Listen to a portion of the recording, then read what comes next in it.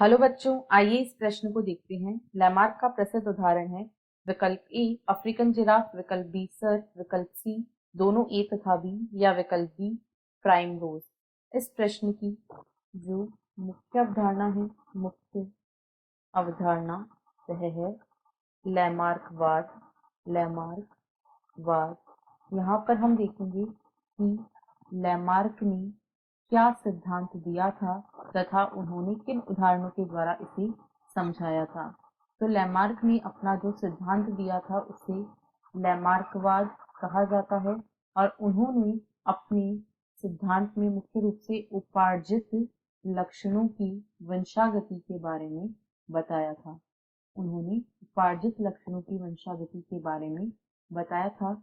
इसमें उन्होंने कहा कि जो लक्षण जीव अपने जीवन काल में अर्जित करता है, जीवन काल में जो लक्षण अर्जित करता है, उन लक्षणों की वंशागति होती है। वे एक पीढ़ी से दूसरी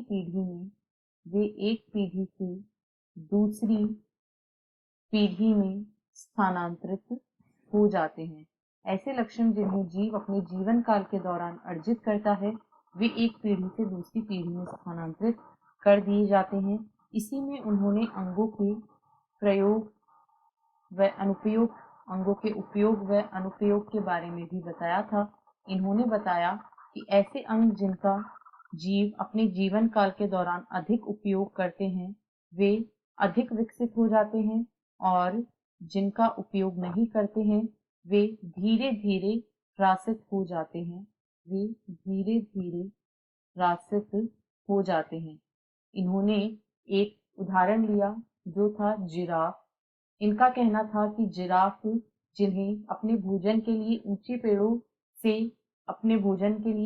पेड़ों पर निर्भर रहते थे, तो इनकी गर्दन जो है वह लंबी हो गई और साथ ही साथ जो सरीसृप थे जैसे कि सर्प, ये रेंग कर चलते थे तो इनमें पैरों का कोई उपयोग नहीं था, इसीलिए ये विलुप्त हो गए और इस प्रकार ये लक्षण अगली पीढ़ियों तक स्थानांतरित होते गए।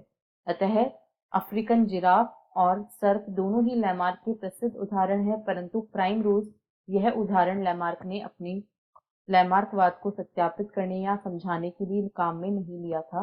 अतः विकल्प सी, ए और बी इस प्रश्न का सही उत्तर है।